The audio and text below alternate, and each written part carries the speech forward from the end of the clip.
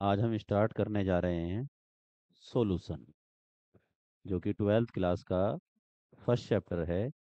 तो आज हम टॉपिक स्टार्ट करते हैं solution.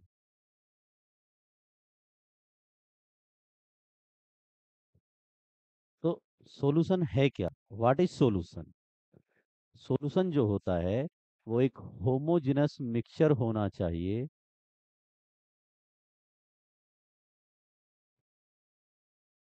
Homogeneous mixture of to और मोर सब्सटेंस।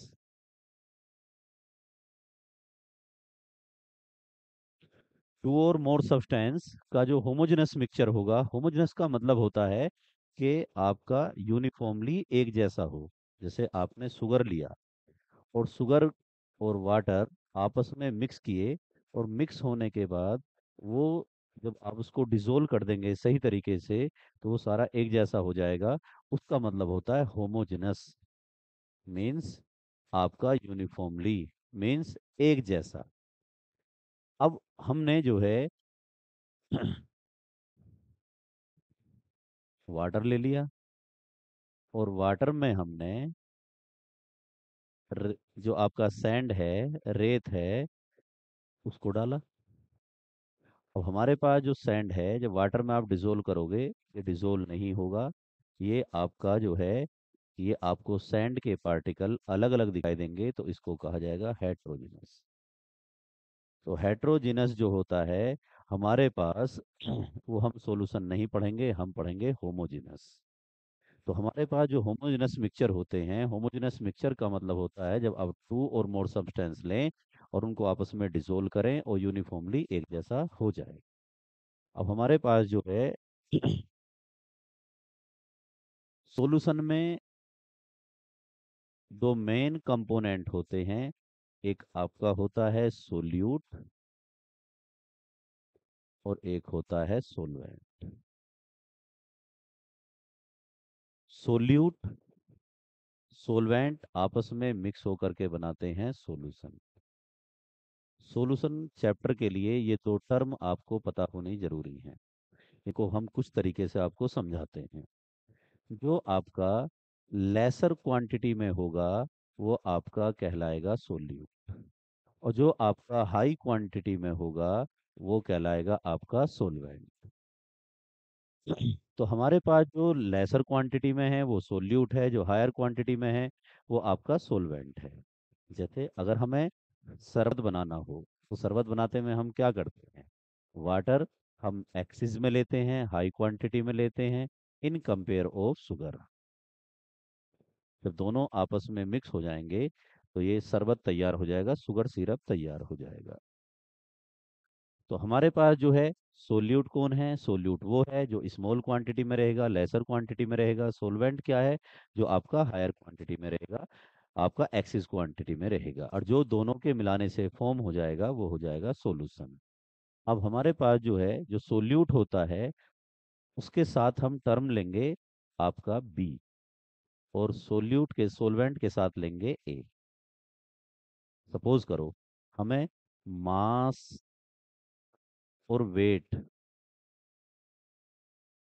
को शो करना है, तो सोल्यूट का हम शो करेंगे डब्ल्यू बी से, सोलवेंट का शो करेंगे डब्ल्यू ए से। ये जो टर्म है इनका हमें यूज होता है जब हम फॉर्मूले तैयार करेंगे। हमारे पास अगर हम मोलर मास कंसीडर करें, या मोलर मास या मोलिकुलर मास हम लेते हैं, इसका हम लिखेंगे एम बी से और इसका लिखेंगे एम ए से।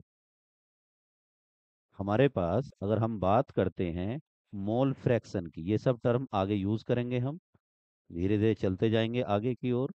मोल फ्रैक्शन को हम एक्स से डिनोट करते हैं, और इसका जो है हम एक्स बी से डिनोट करेंगे, और इसका एक्स ए से। तो हमारे पास जो है, जो सोलवेंट होगा उसके लिए हम यूज करेंगे ए, और सोलवेंट के लिए बी, जिससे फॉर्मूले थोड़े से इजी हो जाएं। अब हम, कोई कहे हमारे पास सोल्यूट सोलवेंट जो है वो सॉल्यूशन प्रिपेयर कर रहे हैं, तो हमारे पास जो है, क्या हम दो ही सब्सटेंस ले सकते हैं? हम सब्सटेंस भी कह सकते हैं, कंपोनेंट भी कह सकते हैं। तो हमारे पास ये तो टू कंपोनेंट हुआ, शुगर एंड वाटर जो है वो टू कंपोनेंट सिस्टम है जिसे कहा जाता है बाइनरी सॉल्यूशन।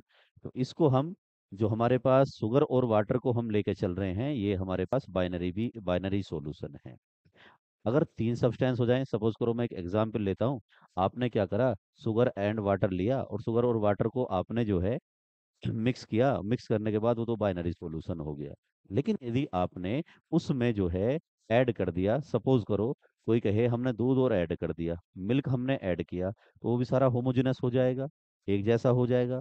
तो वो हो जाएगा आपका थ्री कंपोनेंट हो गए, तो इसको बोला जाएगा टर्नरी सॉल्यूशन। अब हम एक एग्जाम्पल के तौर पे आपको समझा रहे हैं। फिर आपने, किसी ने कहा कि हमने जो है इसमें जो है आपका रूअफ़ज़ा डाल दिया, तो अब चार कंपोनेंट हो गए। जब चार कंपोनेंट हो जाएंगे तो अब उसको बोला जाएगा आपका क्वाटरनरी। तो अगर दो हैं तो बाइनरी, तीन हैं टर्नरी, चार हैं क्वाटरनरी, ऐसे आगे चलते चले जाएंगे। तो हम इस टाइम जो हमारा ये चैप्टर है, इसमें जो हम सॉल्यूशन पढ़ेंगे वो पढ़ेंगे बाइनरी सॉल्यूशन। मीन्स इसमें दो सब्सटेंस लेके चलेंगे, एक सोल्यूट और एक सोलवेंट। आपके पास जो सोल्यूट होगा जनरली वो लेसर अमाउंट में होता है, सोलवेंट हाई अमाउंट में होता है। अब हमारे पास जो है एक तरीका और भी है इसको, सोल्यूट सोलवेंट को अगर हम देखते हैं कि हमारे पास जो है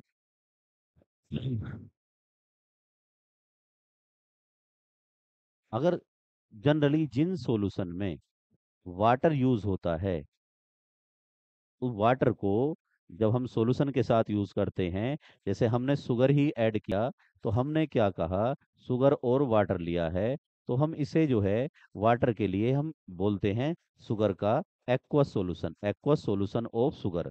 तो वाटर के लिए एक्वस वर्ड भी यूज होता है।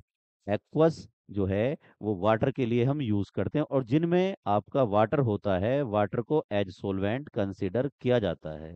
वाटर को जनरली सॉल्यूशन में एज सोलवेंट कंसीडर करते हैं। कुछ जगह हमें ऐसा भी होता है, मान लीजिए कोई हमसे कहे कि हमारे पास जो है कि कोई एक्स सब्सटेंस है और एक आपका जो है वाई सब्सटेंस है।